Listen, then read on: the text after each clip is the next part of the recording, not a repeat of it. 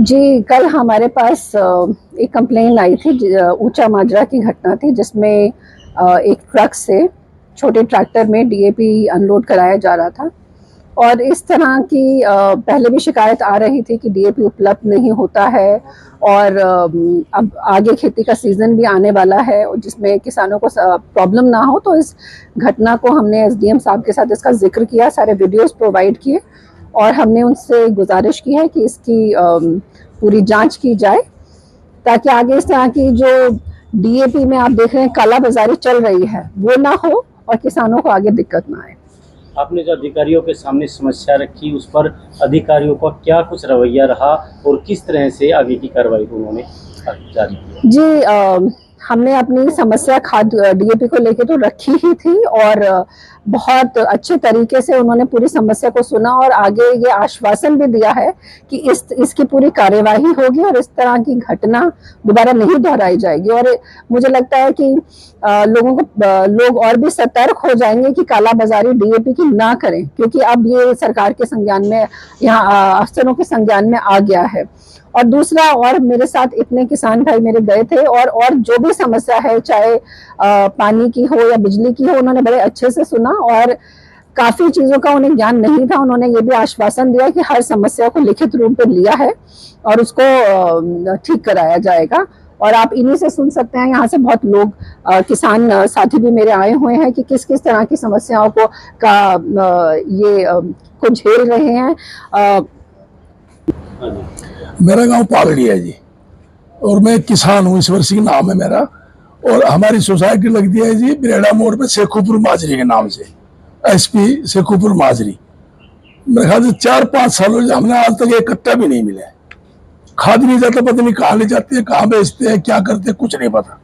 Agriculture अधिकारी ने आपको क्या कुछ आश्वासन दिया है? कुछ भी ना दिया जी। एसडीएम साहब से हम मिले थे, मतलब आगे देखेंगे, करेंगे, कुछ पहुंचाएंगे खाद।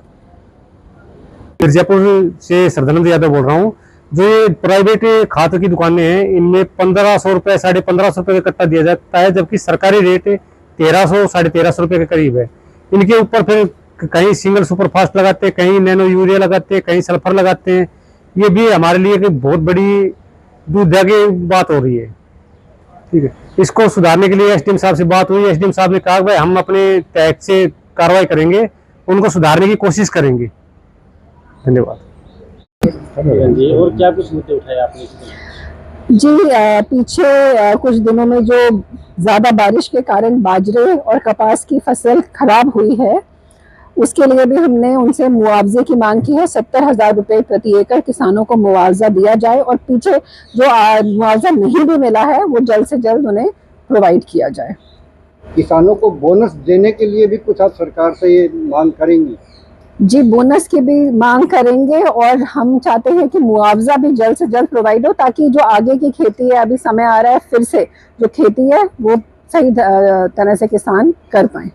जी, जो आपने जो मुद्दे उठा रहे हैं, कल कांग्रेस का भी नगर परिषद में हल्ला बोल था और बहुत सारे मुद्दे उठाए गए। विमला चौधरी से भी हमने इस विषय के बारे में बात की। उन्होंने कहा कि आप लोग अपनी हार को पचा नहीं पा रहे हैं। जो मुद्दे आप उठा रहे हैं, क्षतिपूर्ति जो पोर्टल है वो भी लगातार खुलने लग रहा है, कुछ जगह खुल गया है, कुछ जगह खुल जाएगा, और ये मुद्दे हम खुद उनसे पहले काम करने लग रहे हैं। जी, आप देखेंगे कि हमारी विधायक विमला चौधरी ने जो बात कही, पोर्टल खुल रहा है, खुल जाएगा, मुआवजा आ जाएगा। ठीक है, सबसे पहले तो ये जाएगा जो है, मुझे लगता है कि जब तक मुआवजा आ नहीं जाता, हम चाहते हैं कि जल्द से जल्द मुआवजा आए। फिर से खेती का समय आ रहा है, किसान अपनी धान की खेती और जो भी चीज़ लगाना चाहते हैं खेती कर पाएँ, अच्छी तरह से कर पाएँ। और ये तो जो बोलते हैं ना कि आपके सामने प्रत्यक्ष कोई प्रमाण की क्या आवश्यकता, आपके सामने सारी समस्याएं हैं।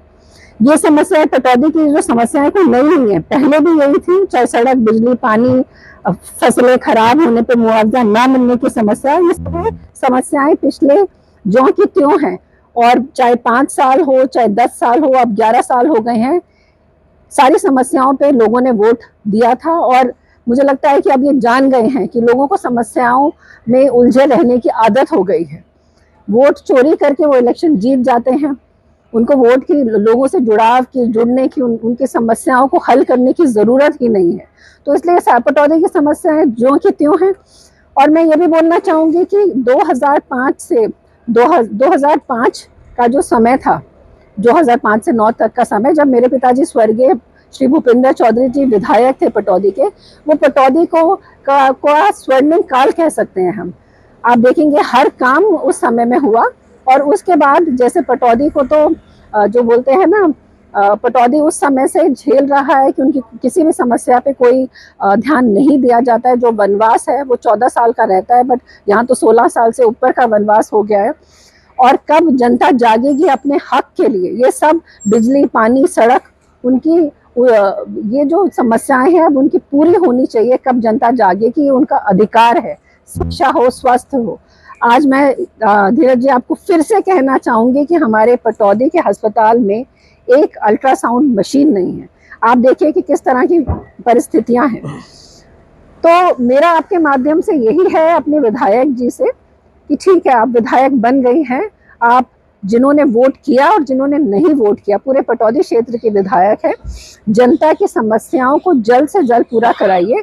और मुझे लगता है कि अब तो सब उजागर हो गया है कि किस तरह से वोट चोरी करके भारतीय जनता पार्टी की सरकार सत्ता में आई है। तो अब समय उनके पास कम है और कुछ काम कर दिया जाए। जनता चाहती है कि उनकी समस्याओं का कुछ निवारण हो।